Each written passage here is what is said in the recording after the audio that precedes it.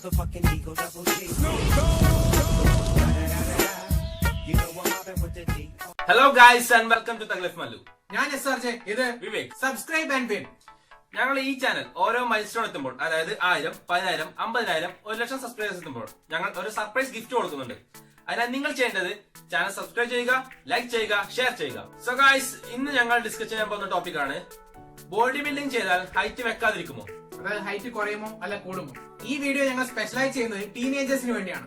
ടീനേജേഴ്സിന് ഏറ്റവും അധികം ഉണ്ടാകുന്ന ഒരു ഡൗട്ടാണ് ഈ ഹൈറ്റിന്റെ കാര്യം.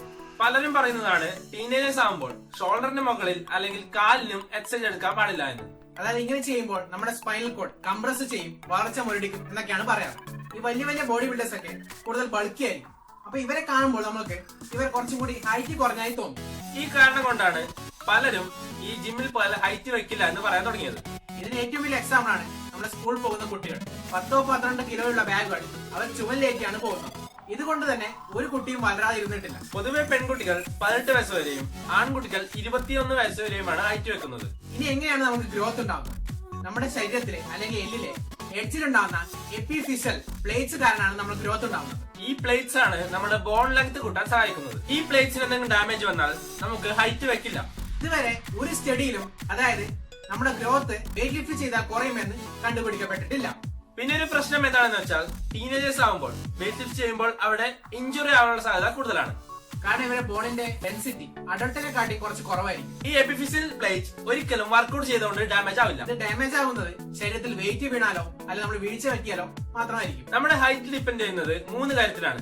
ഒന്ന് ജെനറ്റിക്സ്, പിന്നെ ന്യൂട്രീഷൻ, പിന്നെ സ്ലീപ്പ്. മാത്രമല്ല ചില സ്റ്റഡികൾ പറഞ്ഞിട്ടുണ്ട് നമ്മൾ വെയിറ്റ് ലിഫ്റ്റ് ചെയ്യുമ്പോൾ നമ്മുടെ ബോണിന് സ്ട്രെസ് ഉണ്ടാവുന്നു. ഈ സ്ട്രെസ് കാരണം നമ്മുടെ ബോണിന്റെ ഹൈറ്റ് വർദ്ധിക്കാൻ സാധ്യതയുണ്ടെന്ന്. പിന്നെ ഒരു കാര്യം എന്താ വെച്ചാൽ നിങ്ങൾ വർക്ക്ഔട്ട് ചെയ്യുമ്പോൾ നിങ്ങളുടെ മെയിൽ ഹോർമോണും ഗ്രോത്ത് ഹോർമോണും ഇൻക്രീസ് ചെയ്യാനുള്ള സാധ്യത കൂടുതലാണ്. അപ്പോൾ നിങ്ങൾ വർക്ക്ഔട്ട് ചെയ്യുമ്പോൾ നിങ്ങൾ ഹൈറ്റ് വെക്കാനുള്ള സാധ്യത വളരെ വളരെ കൂടുതലാണ്. അതിനൊരു എക്സാമ്പിൾ ആണ് നമ്മുടെ ആർണോൾഡ്.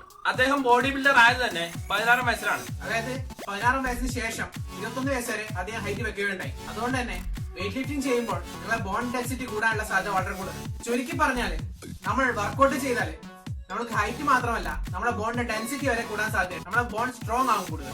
അതുകൊണ്ട് ഈ വെയിറ്റ് ലിഫ്റ്റിംഗ് ഒരിക്കലും നമ്മുടെ ഹൈറ്റിനെ ബാധിക്കില്ല. ഇതൊരു തെറ്റിദ്ധാരണ മാത്രമാണ്.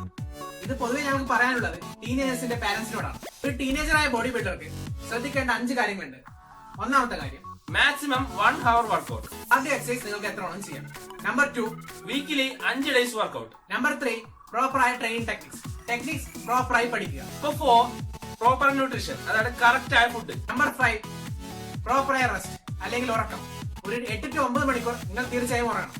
ഈ വീഡിയോ ഞങ്ങൾ ഇവിടെ അവസാനിപ്പിക്കുകയാണ്. നിങ്ങൾക്ക് വീഡിയോ ഇഷ്ടപ്പെട്ടാൽ നിങ്ങൾ ലൈക്ക് ചെയ്യുക, കമന്റ് ചെയ്യുക, ഷെയർ ചെയ്യുക.